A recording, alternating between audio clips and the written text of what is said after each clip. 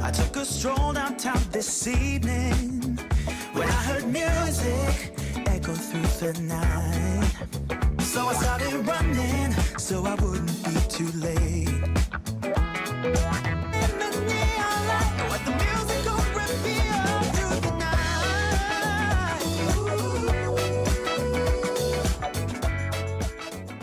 All right, welcome everyone to Coaching in Session. My name is Michael Reardon, and I'll be your mindset coach today. And today we're going to be talking about the recent blog post, how to start a new task.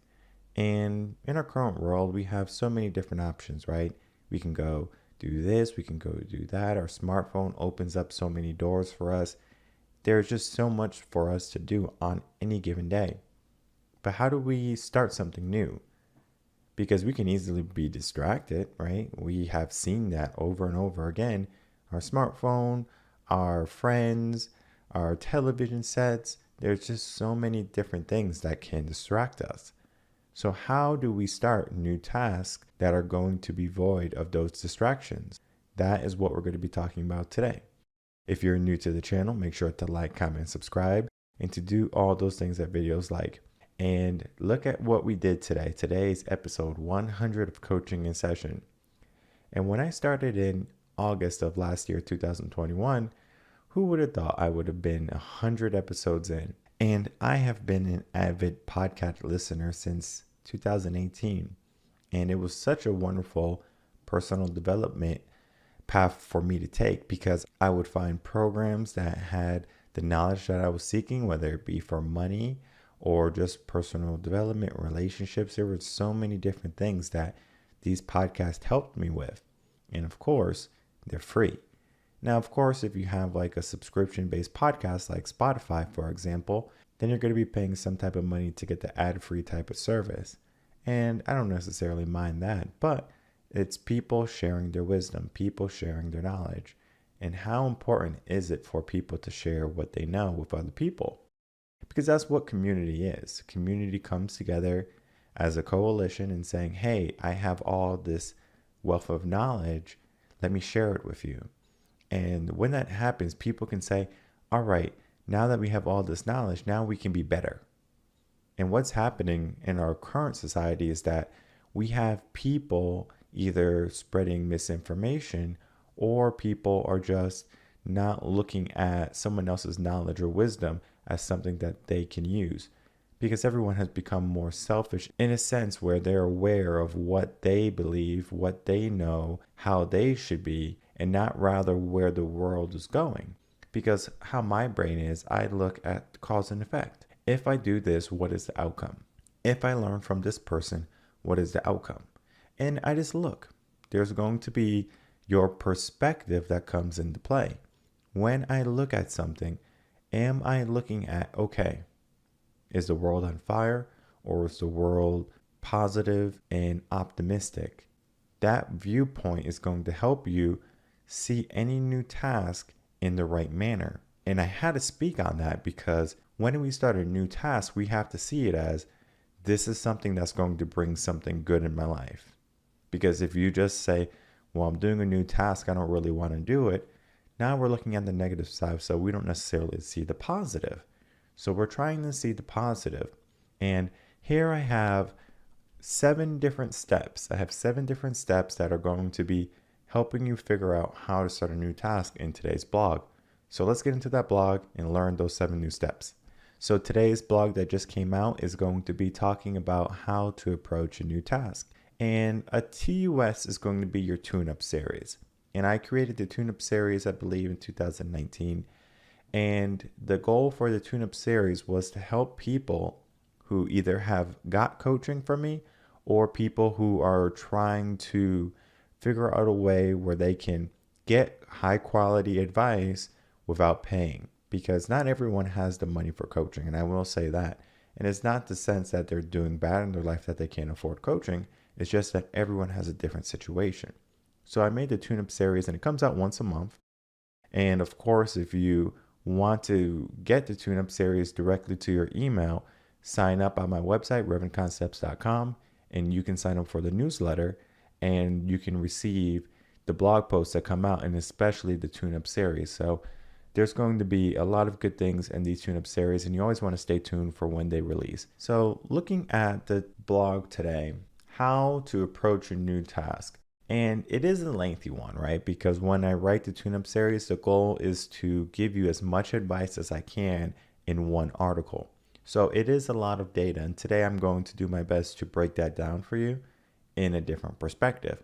Because if you're new to the channel, of course, you know that when I do the podcast, it's going to be different than exactly reading the blogs word by word. So the steps that we're going to be talking about or covering today are going to be how to approach a new task. Step 1 is going to be know your goal. Step 2 is going to be break down the goal into small steps. Step 3, create a schedule or routine. Step 4, know simple tricks to recharge. Step 5, place a task behind the initial task. Step 6, find someone to hold you accountable. And step 7, don't give up. And we're going to be breaking down those 7 steps right now. So you might think, okay, well, these 7 steps are basically self-explanatory, but I can't tell you how many clients that I get and we have to walk through the process and I'm basically holding their hand. And it's not that they're not intelligent people. It's just that we are challenging the mind, because now we're going into a realm where we're saying, hey, buddy, I'm going to do this. And the brain is like, well, I don't really want to do this new task because it's a lot more energy. And especially if you don't know the content that's coming into this new task, that's another set of knowledge you have to learn. So for example, right now I'm creating a new website, and that website is a different platform. Now I was on Squarespace, now I'm moving to WordPress. You can imagine the difference between Squarespace and WordPress. Huge difference. Now Squarespace is it's like a beginner type of website. You go in, everything is easy to understand, everything is laid out into boxes, but you don't get as much customization as you do with WordPress. So now I'm in WordPress and I'm looking at all these different things that I can do, and it's a lot. But it's a new task, right? It's a new type of learning that I have to undergo. So the task of me creating this website is going to require me to have an understanding of how I want the website to look. And then of course, understanding all the front end and the back end. So the goal for me is of course to get a good functional website that is better than my Squarespace website. And it's just me learning it. Now, if you have a goal for getting in a relationship, that's going to be a different type of goal, right? If you have a goal for getting a promotion or getting more money, that is a different type of goal. Whatever task you give yourself, we have to know what's the goal behind it. So for relationships, you want to be in a relationship. For money, you want to maybe have $100,000 in the bank. Whatever your goal is, right? We write it down. After you have written down that goal, then we can go into step 2, because we now know the goal and we know our aim, we have some direction. And many people skip this step and they have no direction in life. They basically say, well, I don't know what I'm doing. I don't know what to do. And that's because they don't have a goal. They haven't given themselves a goal. Now that we have our goal, we have to trick our mind, because our mind is so smart, right? In the sense of, it says, well, I understand you want to do this new task, but guess what? I'm trying to conserve energy. So I'm not really going to get you motivated. I'm not going to help you out with this new task. That's on you, because I'm trying not to burn any extra energy. What do we do to trick the brain, right? Because the mind and the brain are just going to say, well, we don't want to do this task. So we need to trick it. And the way we trick it is by making it so approachable where the brain doesn't even see it as a challenge. So for example, let's say we wanted to get in shape. What do you think would be an approachable task for the brain? Well, now, of course, going to the gym might be a big step for some people. So if going to the gym is a big step for you, then we don't go to the gym. We say, you know what, let's walk first. Let's go around the block once. Maybe you walk to the mailbox, and we just tell the brain, this is a workout. That's all we have to do. We just tell the brain this is a workout. Even if you walk to the mailbox every single day and don't call it exercise, just start by saying, I'm going to do some exercise. Maybe you have a staircase in your home and you're going to deliberately walk up the stairs, down the stairs, and you're going to call that exercise. There is nothing wrong with that as long as you label it exercise. Now, you can, of course, watch a YouTube video or you can get some type of trainer to help you along the way. But the initial step is to start small, the smallest step. From that walking to the mailbox or walking up the stairs purposefully, now we can say, okay, I would like to walk around the block. So we walk around the block. And if you have kids, you can bring your kids. If you have a spouse, you can bring your spouse. Make it a team effort. And while you're walking, have a conversation. Walk with a friend. It's going to be more fun and enjoyable when you're doing it with someone, especially someone you care for. So we make that a small step. Now, for example, let's look at money. If you want $100,000 in the bank, how do we get that? Do we get a deal and we get $100,000? That's possible, right? But let's be more approachable, because sometimes the subconscious brain is going to get in the way and is going to say, you want $100,000? How are you going to get that? You don't even make 50. And that's a year. So the subconscious brain is going to be trying to get in your way. And what we have to do is not let the subconscious brain see it as an obstacle or see it as something that's not plausible. So if we want $100,000, we say, you know what? I'm going to save $100 this month. And we figure out how to save $100 this month. So now that we saved $100 this month, now we can say, okay, we saved $100 this month, and now we're going to just do this for a few months. And now by the time we're done in a few months, you saved a couple $100. Now, of course, we can speed that up as much as we want. We can say, I would like to save $100 a week, $50 a week, right? Whatever you need in order for you to feel comfortable that you're saving, and then at the same time, you're making progress, right? And we just do it subconsciously. For example, if you're getting your check from the government, if you're a W-2 employee, you're going to get your check. The taxes are automatically taken out. Now, of course, you're going to maybe look at the gross and say, oh my God, this is the money I could have had. But at the same time, we work with the money we have. So when we cash that check, it's not about the gross anymore. It's about the net. And so we are looking at what we're able to accomplish, what we have of our resources. So when things are taken out, we notice them, then we forget them pretty quickly. So if we have a system in place where we're just doing things and we're not really paying attention, then guess what?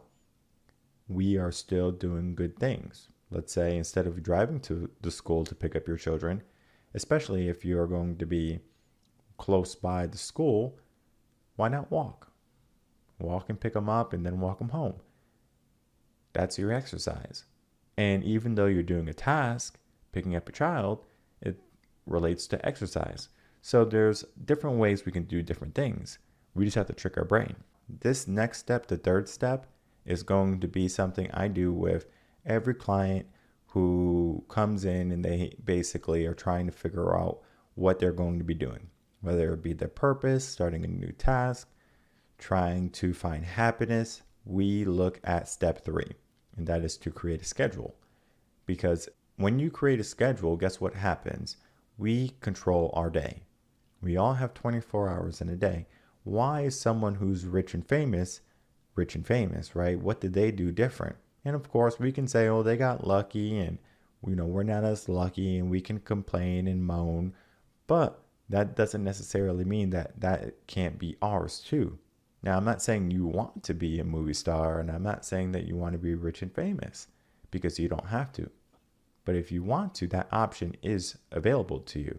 It's just that you have to put in a certain amount of work. Now, positions like actors and movie stars and being, like the Hollywood star might have a little bit of luck put into play.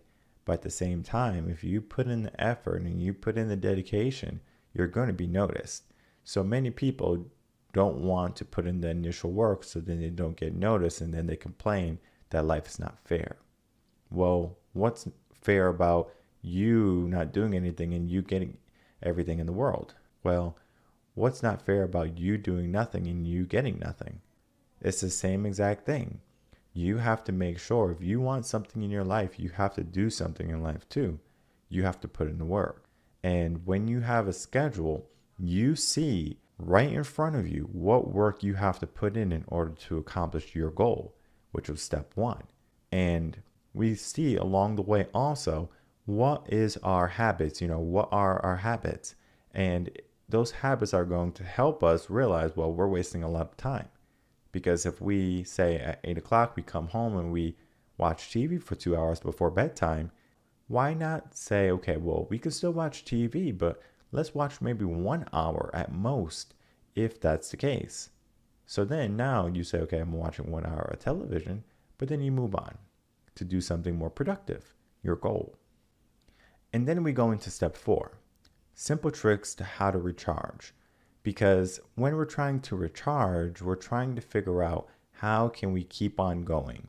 Now, we had a podcast a few weeks ago, how to prevent burnout. And that podcast is helping you trying to figure out, well, let's not burn out.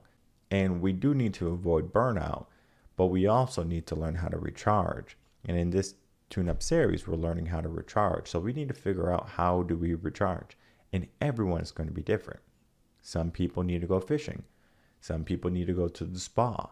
Some people need to watch TV. Some people need to go out with their dogs. Some people need to go play with their kids. Some people need to go to work. It doesn't necessarily matter how you recharge. Just understand how you recharge.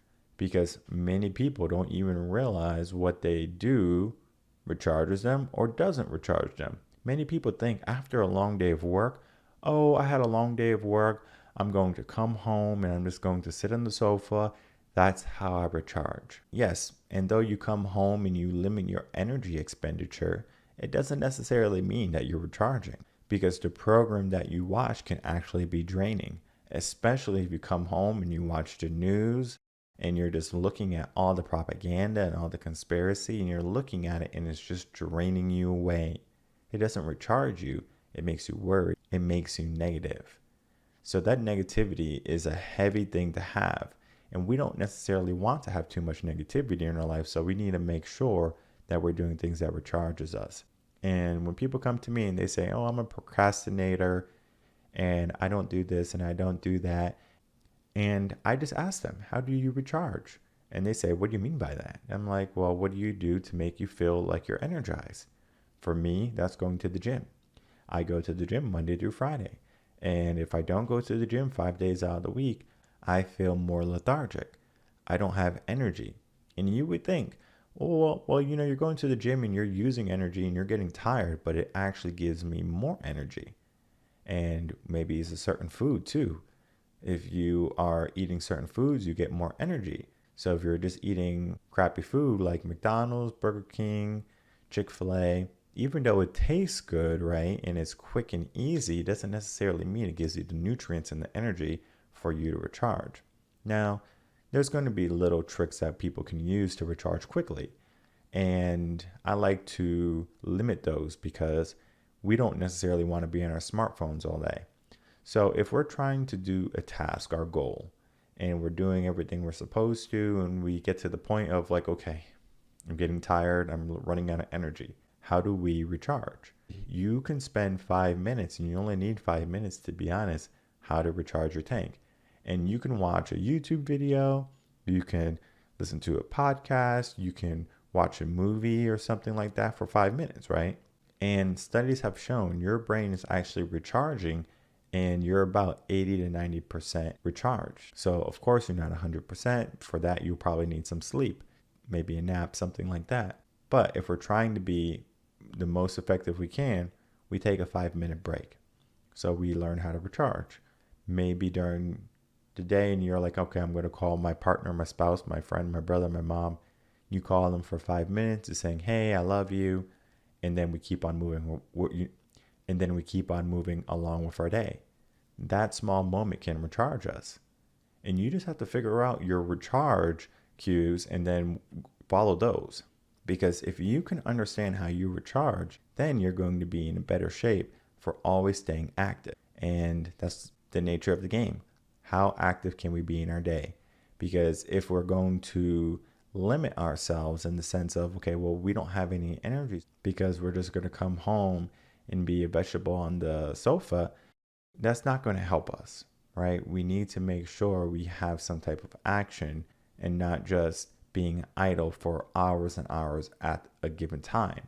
So it's going to be different, right? The new task is going to require us to take action, not have inaction. And then we look at step 5. And step 5 is going to be one of those missteps that many people don't even think about putting in because everyone is so focused on the goal, on one thing. And once they reach it, they go, well, what the hell do I do now, right? They got there, they did all the work, but they don't have any type of ambition past it. And rightfully so, they didn't think about it. So we have to start to place goals behind the goal. So we place a task behind the task. If you have a task or a goal to get in shape, what is the goal or the task after that?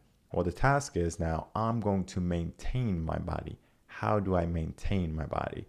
The task might be, how do I stay ahead and on top of my bills instead of falling behind? There's just so many different ways that we can approach a new task or a new opportunity. Now, if you are looking at this new task as something as being difficult or challenging, it's going to be even more challenging for you to start it because now you're looking at it as, oh man, this is going to be too much. This is so much work. But something happens with our subconscious mind when we say, okay, well, we have this task in front and then we have a task behind. If you make that task behind a little bit more challenging, it doesn't have to be crazy challenging. If you make that task a little bit more challenging, the subconscious brain does something. And it says, whoa, this is easy. The first task is easy, even though it's a lot of work. Now we say, oh, wow, like the first task is actually easier than the task behind it. And then I'd rather just do the first task. At least I got the first task done. And then when you get to the second task, you're like, oh, the second task here. But then you give yourself a more challenging goal behind that task. And then eventually your subconscious brain changes again. And it says, well, this task is actually not that bad. I'm going to work with this task because the task behind this task is actually terrible. It's crazy how the brain can be easily manipulated just by saying, well, this is easy. This is more reasonable. Let's get it done. And why do you think good cop, bad cop is so effective?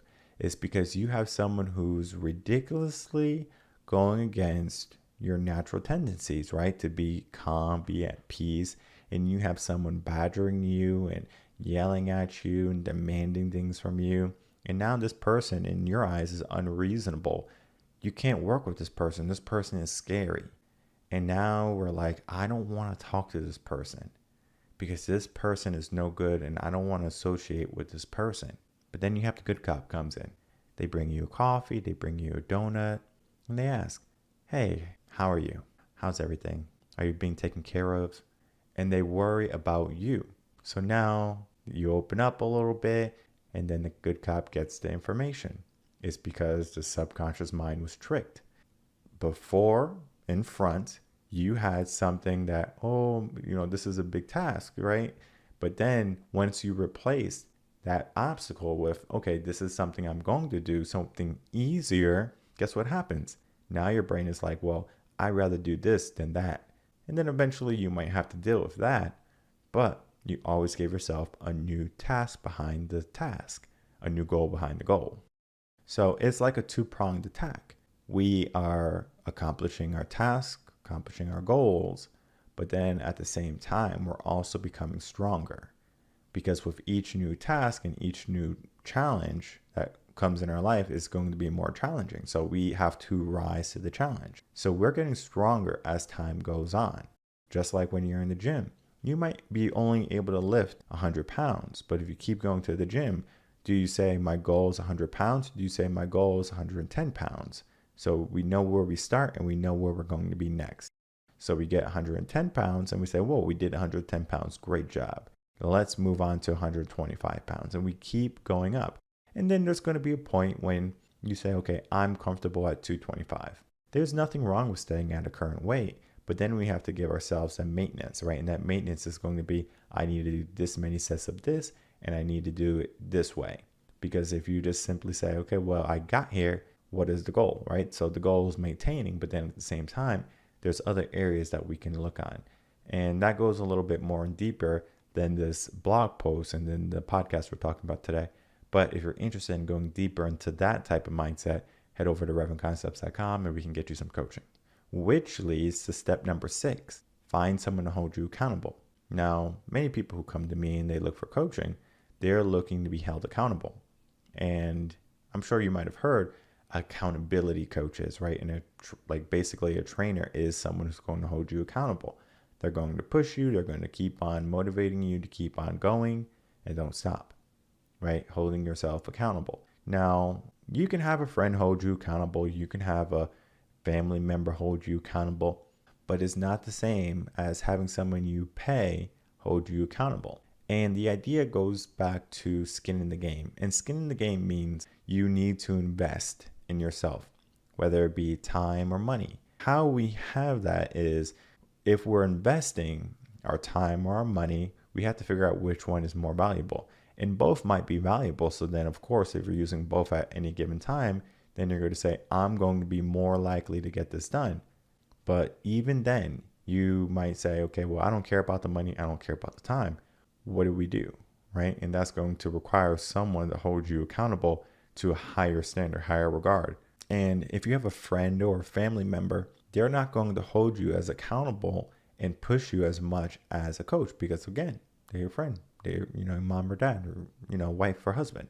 They want to just say, hey, I love you and whatever you do, that's cool. Versus a coach, especially a motivational type of coach, they're going to say, get your booty in gear. Let's go, let's go, let's go. Right? Like a drill instructor. And they're pushing you, and regardless of what you want or what you don't want, they have the goal that you already established with them. And if you have that goal and we keep on going toward that goal, guess what happens? The results follow. Finding someone to hold you accountable is going to be a big portion of if you're going to succeed short term and long term. And step 7 is probably the most important one. Don't give up. And it sounds so simple, don't give up. Because if you give up on any task, any goal, now we're just going to make it more challenging for the next time we start. Let's say you're just trying to do a new task and you just come to the conclusion that this new task is not for you, it's too challenging, it's too much work, and you say, I'm not going to do this task. And you stop and you give up. And many people do that in their careers, they do it in their relationships, they do it with fitness. There's just all those areas, right? And it all just ties back into mindset. When we see a challenge, what do we do? Do we say, okay, well, I'm just going to start something new, something fresh because it's easy? Because fixing something is more challenging, whether it be a relationship, fitness, and you're running and you're like, I don't want to stop, and you stop and then you have to start running again. It's more challenging because the brain now is in a zone of this feels good. This feels better. I don't want to have that type of negativity, that type of turmoil and challenge. So the subconscious brain says, yeah, I'm not going to give you any more energy. I'm not going to allow you to push. Sometimes people come to me and they say, how do I get past that point? How do I get past that mindset? And I tell them it's a lot of work. It takes years to get past that mindset sometimes. So, of course, we can go on that journey, but the process is going to be something that's going to be unique for every single one. And that's what I do. I offer unique, customizable coaching programs for people. One program is not going to fit everyone in the world. So I figure out where you are, and then we make the changes that need to be made. So these 7 steps are a good way for you to get a head start if you can't afford coaching, if you have already had coaching, and you're just trying to stay on task. Because if you had coaching, these 7 steps should be basic for you. Basically, now you should be in the intermediate realm, and these are the beginner type of steps for you to remind yourself and then to keep on moving forward. Now, once we're making progress to any new task that we give ourselves, we need to keep on pushing. And if you find yourself multiple times not pushing, not starting, procrastinating, then it's probably time for you to get a coach, because you're just going to keep that type of cycle until you have a negative trauma in your life. What I try to do is to get people before they have that negative trauma, before they have that hardship, or before they have that last ultimatum. I need coaching because there's no other way. there is another way. Get coaching before there's that last ultimatum. So if you're looking for a change in your life, if you're looking to start new tasks or to complete old tasks or old goals, look no more. Head over to reverendconcepts.com, sign up for coaching or sign up just for a consultation to see if it's going to be a good fit for you. And then we can get you started. Again, wow, episode 100 of Coaching in Session. And there's so much more to be talked about, so much more to be spoken about. The world right now is at a 50-50 split. Some people are going to see this new task type of mentality as, well, if the world ends, well, what do I have to do? I don't want to do anything. And rightfully so, right? But what happens if it doesn't end, right? What happens if there's so much more that needs to be done before we can call it quits? So starting a new task can start today, should start today. And if you're interested in getting coaching, you know where to go.